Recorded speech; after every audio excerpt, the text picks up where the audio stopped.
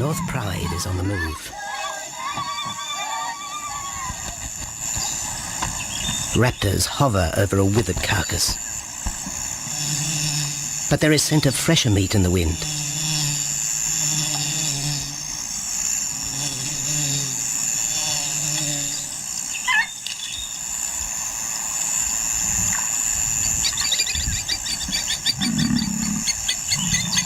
Pickings have been slim for Nabamba's Pride since her fight with a startled warthog. The lioness is limping from the encounter. And even the Pride's big male, Jabu, wonders when his next meal will come.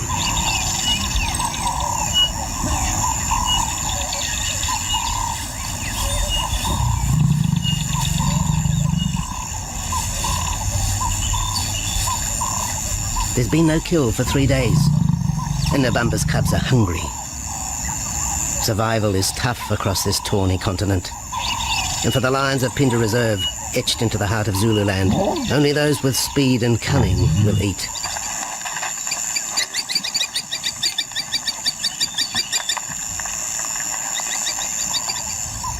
For this pride anyway, it's been a long time between meals.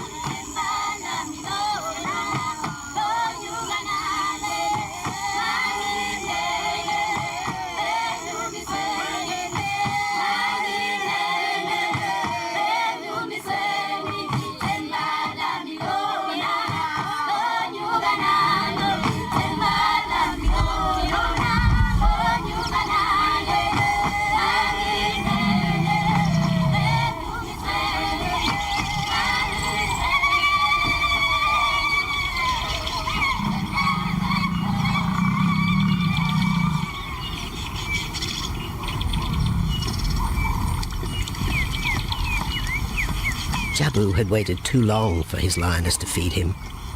Overnight, his stealth carried him into the path of a careless zebra. The rest of the herd is still skittish.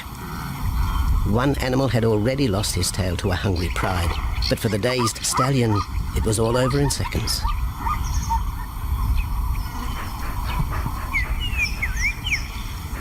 The big male watches his kill from a distance, exhausted by the chase, exhilarated by the sport.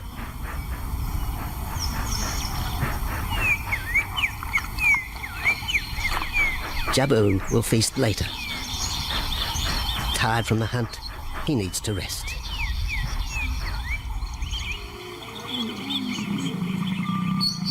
But his prey will be safe. Few scavengers will risk the sudden return of the Lion King.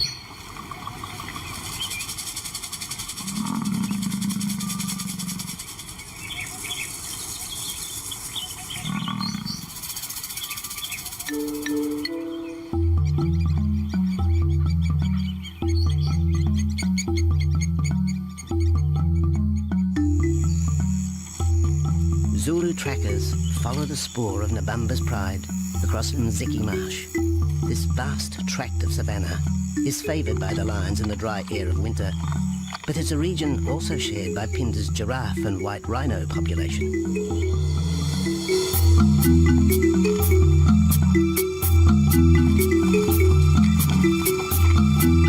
Through modern times, most of southern Africa's wildlife has been ravaged by hunting and habitat loss. Farmland, overgrazed and buffeted by domestic stock, has ripped the heart out of the original bush. The open, broad-leaved woodland, acacia bushveld, and wetland habitat had all but disappeared, taking with it the wildlife.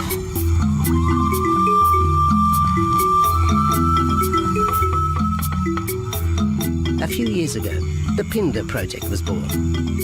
17,000 hectares of farmland bought up in KwaZulu-Natal along South Africa's eastern seaboard. What followed was the largest game restocking program ever seen on the subcontinent.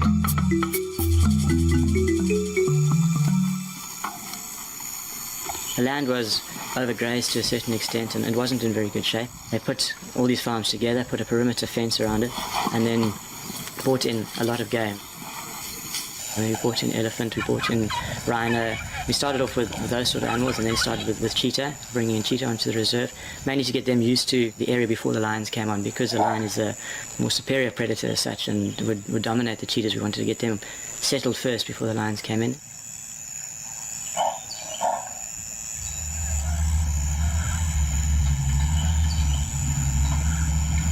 Andrew Lewis is habitat manager at Phinda, one of those committed to the restoration of southern Africa's ecosystem. Phinda is the Zulu word for return, and the aim of his company, Conservation Corporation Africa, is to return the land to its traditional wildlife and at the same time restore the habitat to its original state.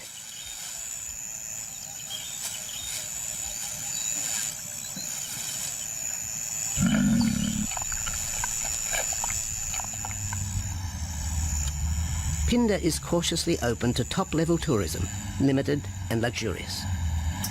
Dreams of extending the green frontier require funds, and the reserve's lion pride has already earned its keep.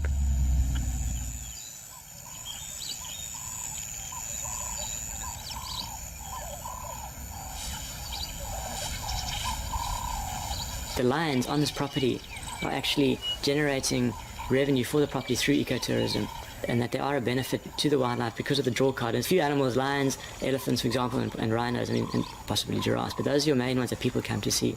And we've been very fortunate to be able to have lions on the property, and I think those lions that we have given us amazing value for our guests, and by getting our guests in here, we're getting revenue into the area, and that's benefiting wildlife as a whole.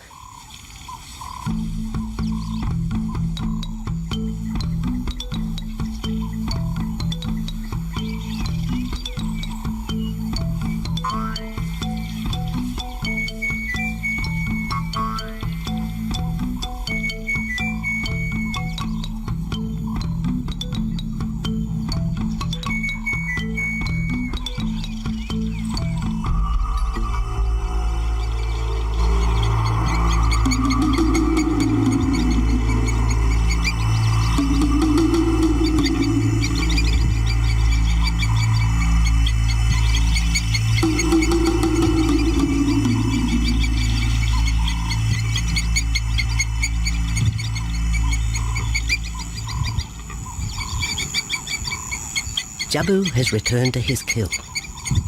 He licks the bloated carcass, but still there is no feeding. Lions will gloat over their prey, delaying the first bite until the meat ripens. For Jabu, the prospect of the meal is to be relished as much as the eventual feast.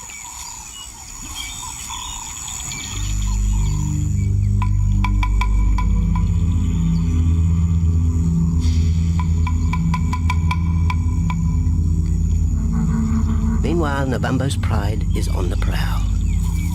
The older cubs are 10 months now, weaned, but still dependent upon Nabambo for food.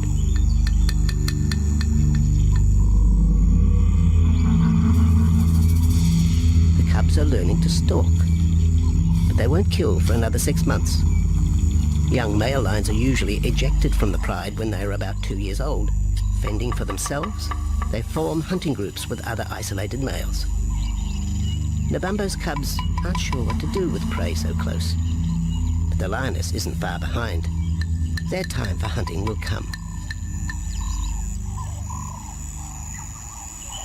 Nabambo's 4-year-old daughter also lives with the pride. She is the mother of the group's youngest offspring, 7-week twins Umveli and Damana. The little cubs have been hidden since birth, and now stay close within the protective circle.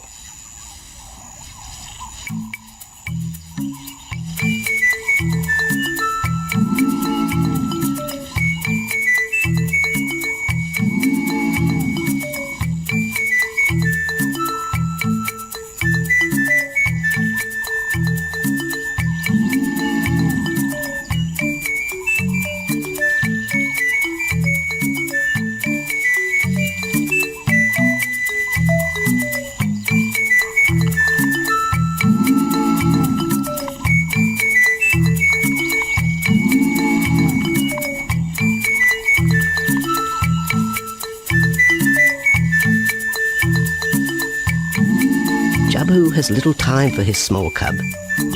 When he is older, Damana will hunt with his father, but for the moment, the big male has nothing to do with his young son.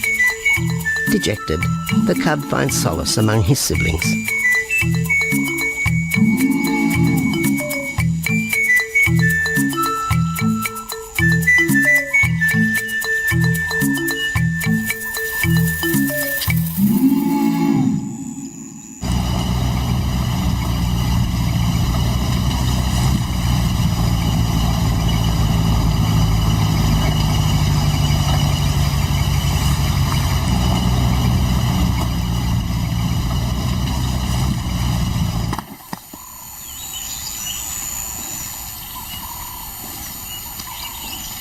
A young giraffe lies helpless in the grass. The animal's complicated vertebra means it is unable to rest its neck for any length of time. Lack of mobility means blood to the brain slows, leaving the animal disabled.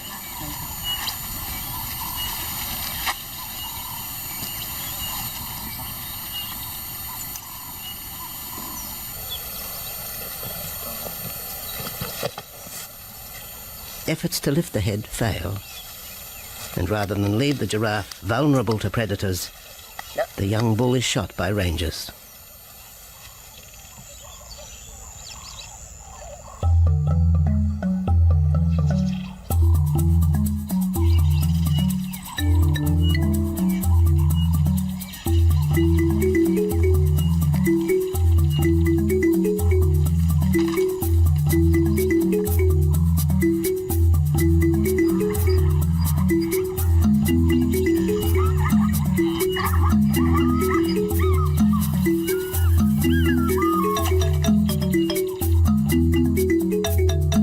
Activity by the waterhole rekindles the interest of the pride.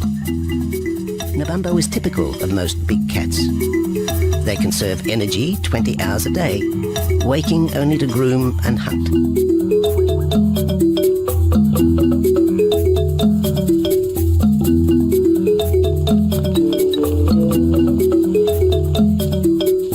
The lioness shows little sign of her injured leg, but the tusks of the warthog have torn sinew and muscle, slowing her in the pursuit of prey.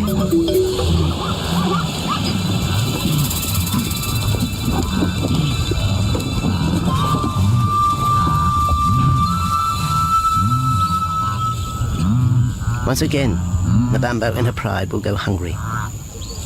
But the big lioness senses another kill nearby. A young giraffe slain by humans will provide meat for her cubs.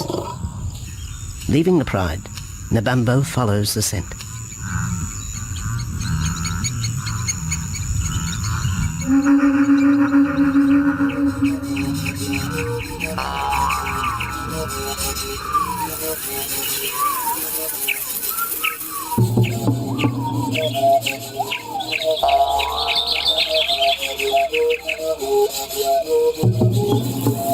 Left alone, the older cubs know the drill. They will wait for Nabambo's call to take them to the kill.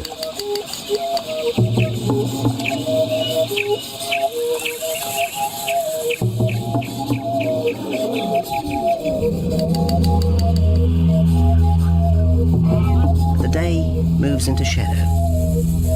The cubs are restless and a little afraid. Adult lions have few enemies, but cubs, even those 10 months old, are at the mercy of leopard and other predators.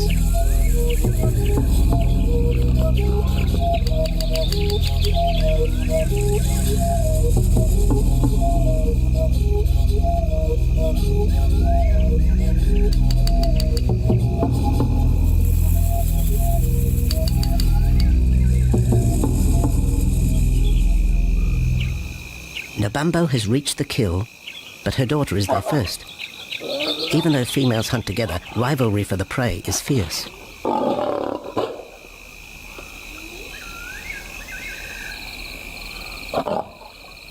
The big lioness begins the trek back for her cubs, but the youngsters have heard her call and they meet halfway.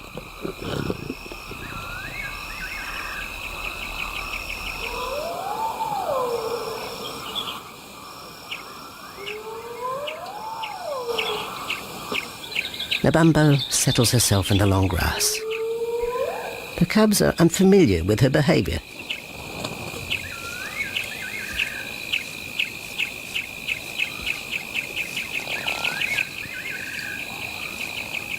A female will usually head the charge with any kill, splitting the hide of the victim and leading the way for the pride to eat.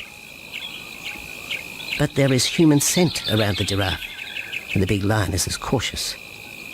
She watches her cubs, hidden, alert to any potential threat.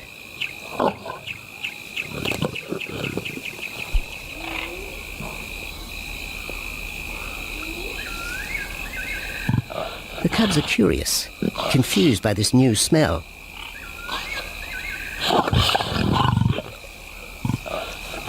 The lioness moves in for a final check, but she has already made up her mind. The carcass is tainted. There are foreign traces, a dangerous ambience. Instinct tells her this is not food fit for her cubs. Disappointed, Nabambo moves away, the scent of another night stalk already in the wind.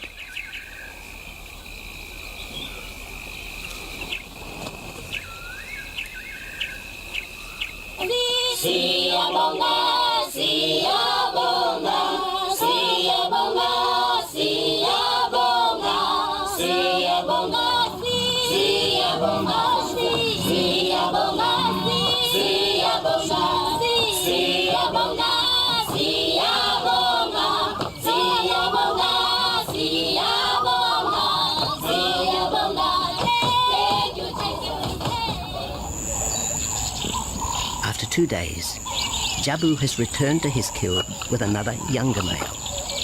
3-year-old Tembi is a son from a previous liaison with Nabambo, and the two paired up after Tembi was ousted from the pride.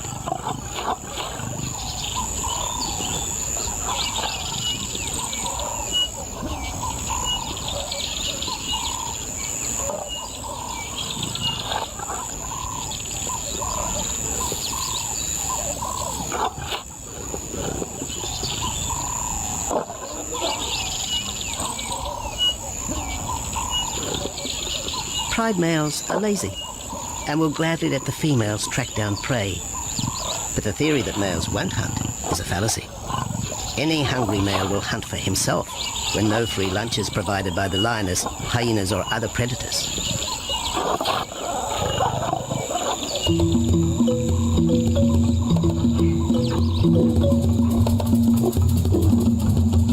Smaller creatures scatter in the vicinity of the two lions. There will be no hunting for a while. Bloated after the zebra kill, both males will sleep for the next day, oblivious of their surroundings.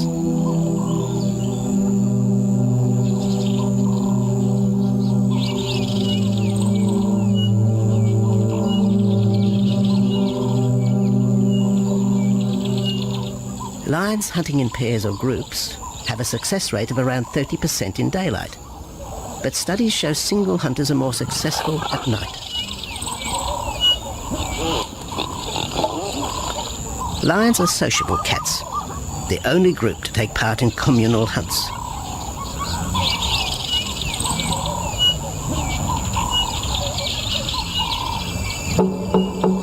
Ambush is an important part of the lion's strategy. Often one pride female will round up the prey from the front, driving it towards a second lioness.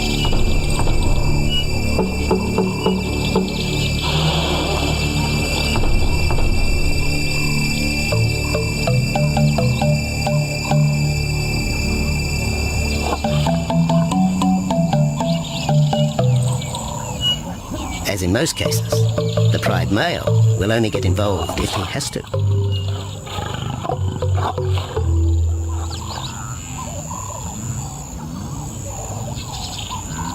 Accidents involving humans are rare in southern Africa's game reserves. Our primal fear of being eaten has been well documented, but in fact, lions seldom attack if they're not provoked. At Phinda, great care is taken to limit the number of people viewing game. Emphasis is placed on causing the animal as little stress as possible.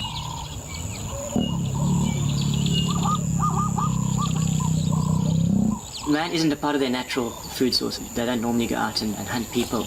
I think your lions are opportunists though, and I certainly think that if your lion is very hungry, under stress, I don't think they'll necessarily go out to hunt you down, but if you interfere with them, they'll certainly kill you. And there's a good chance they might eat you at the same time.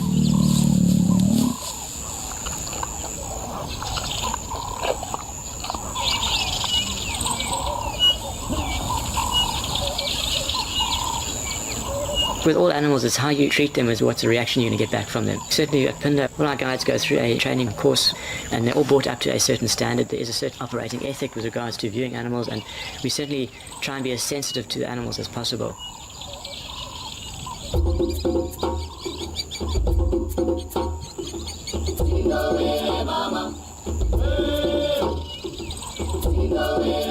Cradled within the arms of the Ubomba Mountains and the Indian Ocean, Phinda covers one of the most diverse regions of Africa. Here are found 7 different ecosystems, from palm savanna and bushveld to rare sand forest and dense thorn bush, all restored from the pastoral belt which had swept down the east coast.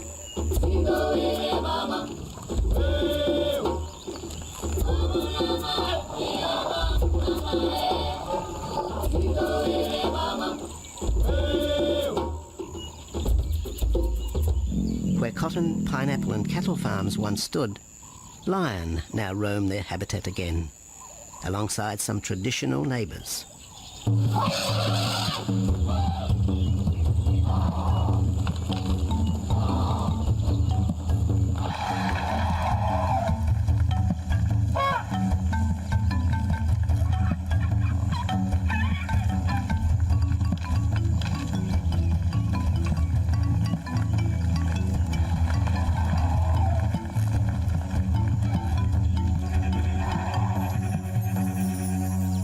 Phinda sees its responsibility to the region extending beyond restoration of habitat and wildlife. It provides schools and a clinic for the local Zulu community, as well as employment. In the eyes of Andrew Lewis, essential ingredients for a successful operation. It's very important to involve the communities around your reserve because they have to benefit as well. There's no point in just taking land, get some investors to invest in it. But if you don't allow the people who are on the periphery of that reserve to benefit from it, you're going to have an immense problem with poaching, and they're going to cut your fences down, and you're just going to have an uphill battle.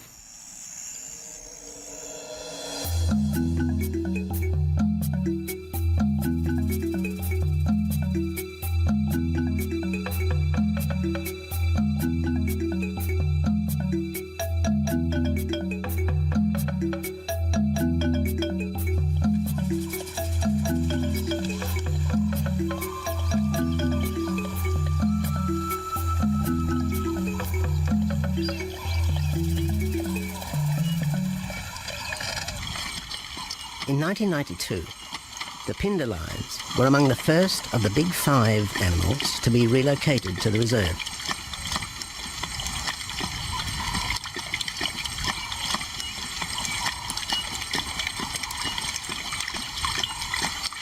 The original pride came from the northern province of South Africa, a vast scrubby region flanked by the ragged Drakensberg Mountains near the Mozambique border.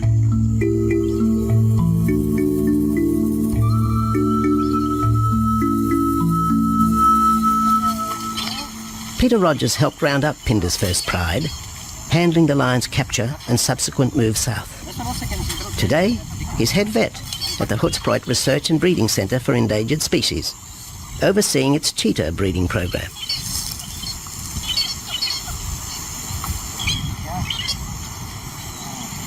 But it's the discovery of what's believed to be a long-extinct strain of lion that has put Peter's centre on the map. We were involved in the rescue of these circus animals that came down through Africa and were abandoned in Maputo. We were just founded by an animal welfare group called Animal Defenders based in London. And they said, could we just keep these animals temporary? First they mentioned tigers, and then they came back and said, well, there's 6 lions as well. So we said, yeah, we could hold them temporarily just until they found permanent homes for them, but basically get them out of that predicament that they were and the shocking conditions that they were in Maputo and Mozambique.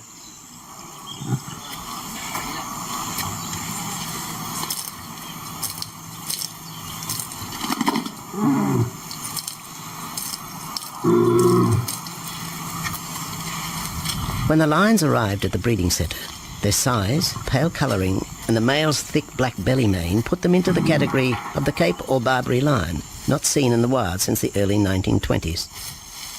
A few still exist in captivity, and a male and female were brought to South Africa from an Italian zoo for breeding purposes. But attempts to mate Akef, the big male from the ill-fated Mozambique circus, with the Italian female are proving difficult.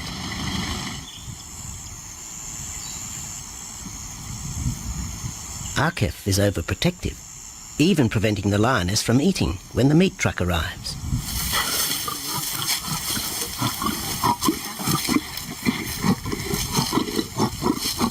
Finally, though, Sisi makes her breakthrough.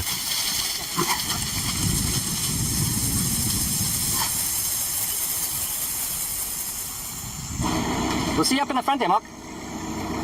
You're going to go to that sort of middle central area. Where are you going to go? In the next enclosure, Arturo, the Italian Barbary male, is about to be sedated.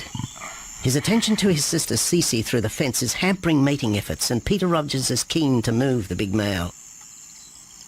He shoots the dart into Arturo's rump.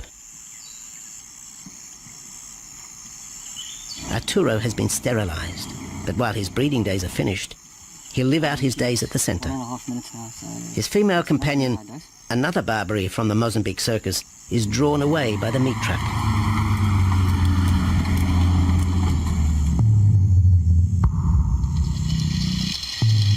It's 20 minutes before the anesthetic takes effect.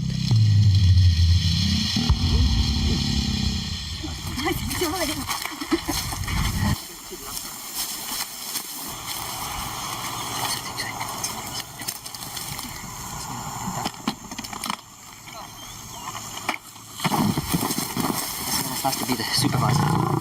Slowly.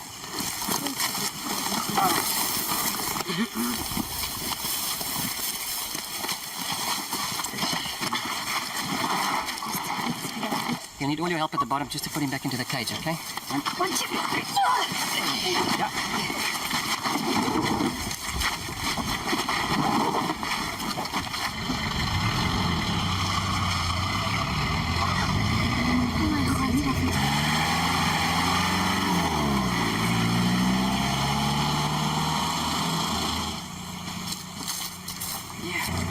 Als niet afkomt, The anesthetic gives Peter Rogers and his team a chance to check over the 12-year-old lion. He'll spend a few weeks in this cage before being returned to his enclosure for observation. I still want to inject him and everything, Mark.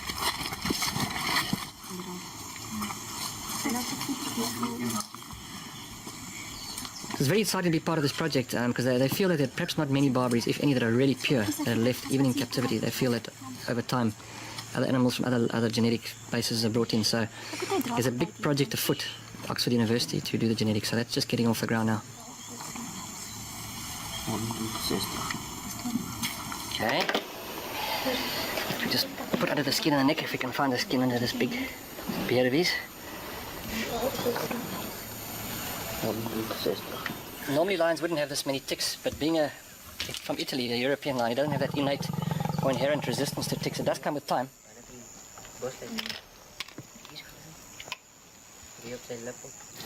Like a bit of a bit like this. So what we can do is we can put him in there and roll him over inside there. Immediate term now is to get these ones to breed. And we'll take it day by day from there and see how it goes. But the prime object initially was just to get these animals back into good health, and it's developed into something a lot bigger.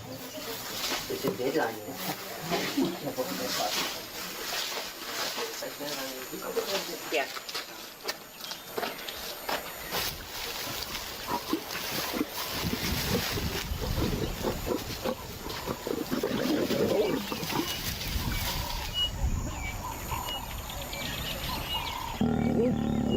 While the breeding centre's lions are healthy, it's not the case a few kilometres away in the Kruger National Park, where TB has ravaged half the population. Infected buffalo have been blamed for the outbreak, primarily in the south of the park, and attempts are being made to fence off the diseased area.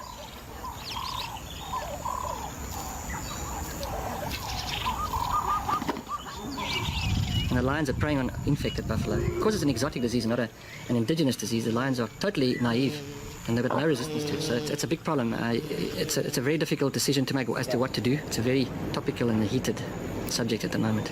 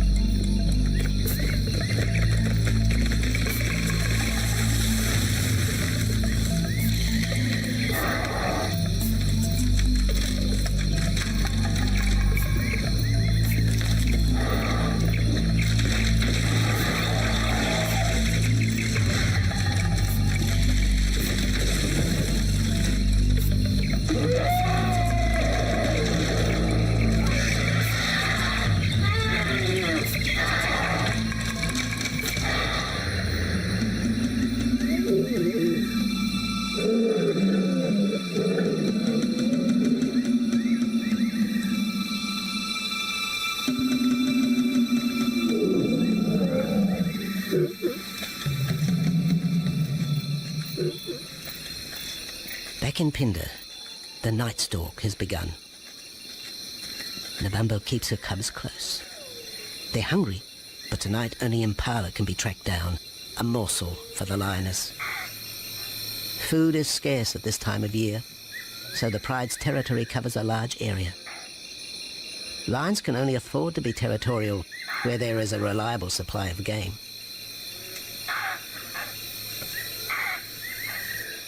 Jabu wants to mate. He's been with his pride for nearly a year now. But Nabambo would prefer a larger group of males around her. Eventually, though, Jabu will have to join forces with other males to have a chance of keeping this pride. The big male is only 7 years old and a fine specimen, weighing in at just under 200 kilograms. For the moment, he's secure. Although tonight, Nabambo has hunting on her mind.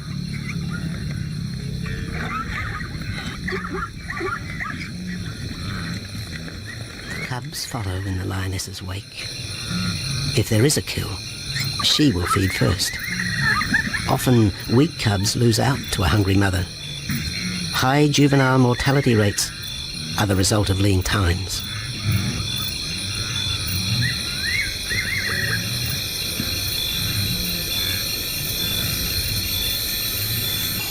Jabu has had enough. He's been walking for hours. Sleep is more important. And the zebra he ate 2 days ago will suffice for another night.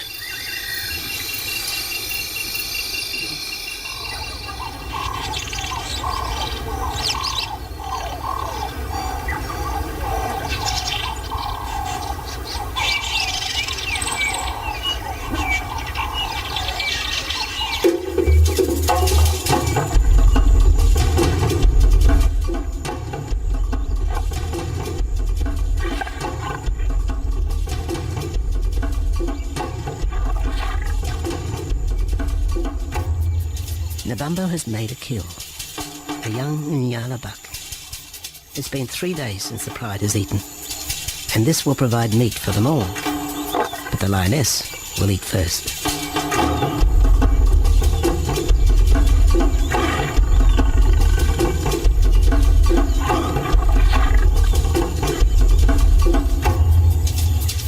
The cubs know the routine. They will get their turn. But Nkosi is hungry. He creeps towards his mother. As the biggest of the cub,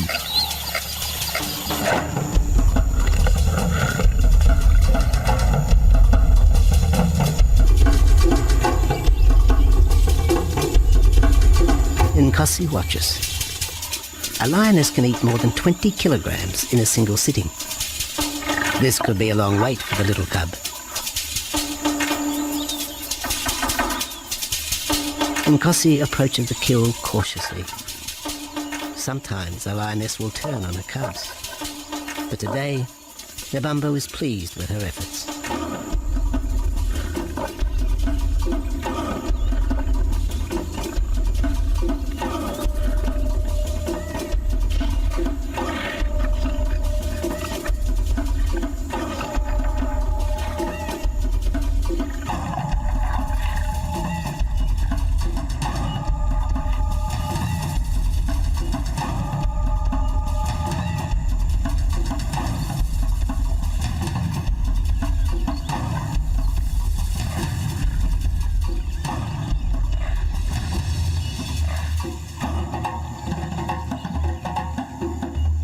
Nebambo has had her fill, for the moment anyway. Lions never eat the stomach of a kill. She will bury it before dragging off the carcass. This way, hyenas and other predators are thrown off the scent. The evidence has been buried. The carcass is no more.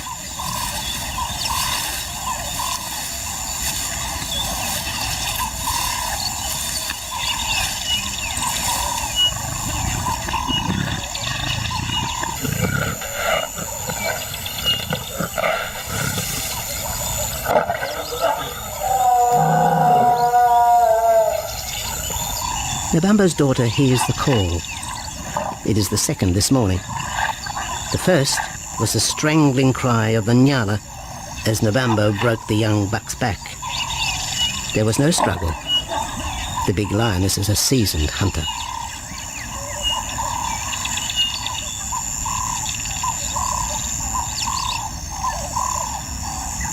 The rest of the pride will feast on the carcass after Nebambo retires. But first, they will drag it into the bushes, away from prying eyes, away from raptors already circling the kill scene.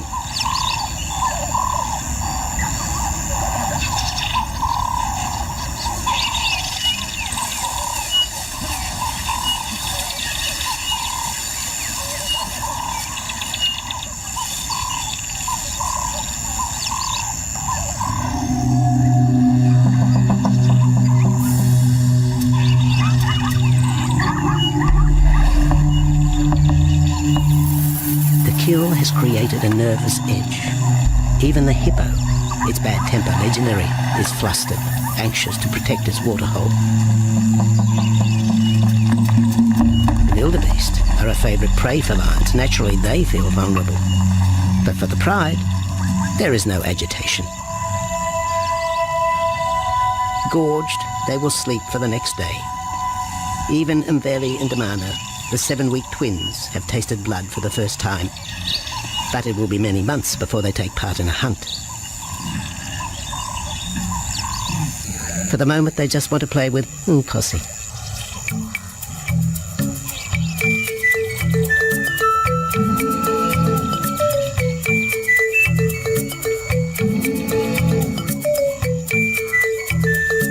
The older cub is beginning to take on the shaggy mane of the bigger males.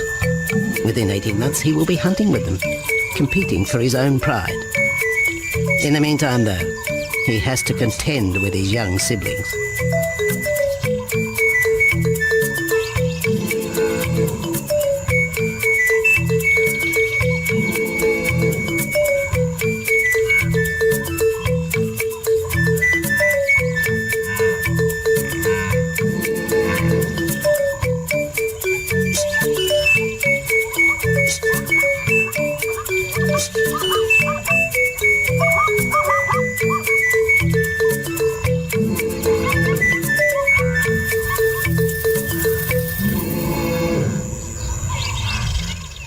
Jabu rejoins the pride. He has missed out on the kill, but he didn't share his zebra with the rest of the pride the previous day.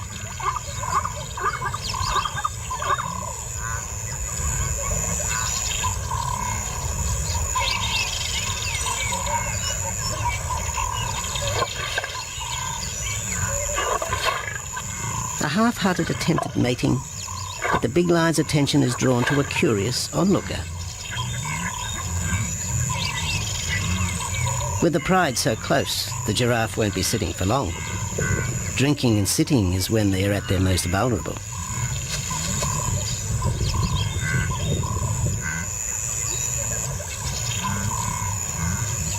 Jabu keeps an eye on his group.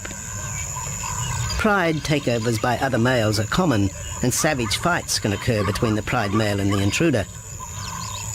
If a takeover is successful, the new male will usually kill all the suckling young of his former rival. When a nursing mother loses her cubs, she comes into heat within a few weeks. The normal interval between cubs is about 2 years, with a gestation time of 3 to 4 months.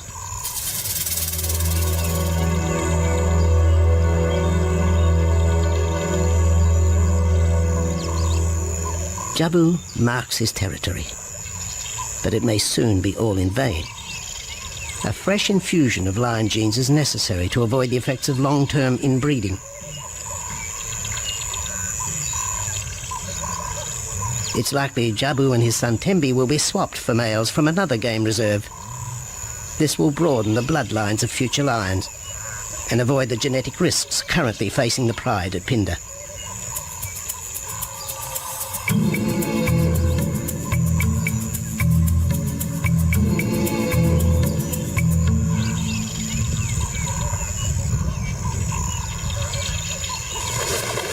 Vultures have found the dead buck, but there is little left of the carcass.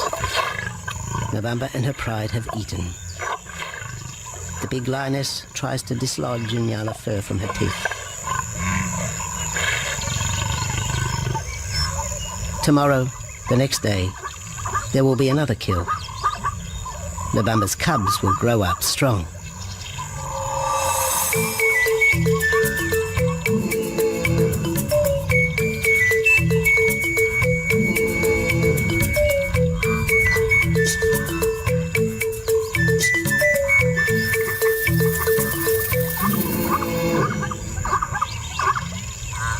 The lion is the greatest of all predators, the essence of all that is Africa. And yet, there are fewer than 50,000 left in the wild. The future for the species lies in managed reserves such as Phinda. Here in Zululand, the lion roams free for the first time since the beginning of this century. At Phinda, the philosophy has always been simple.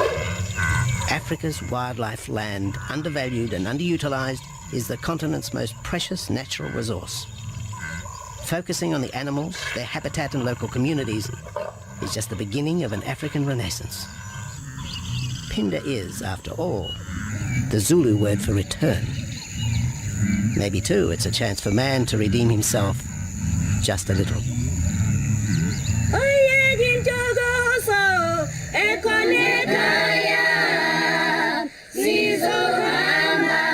Hallelujah.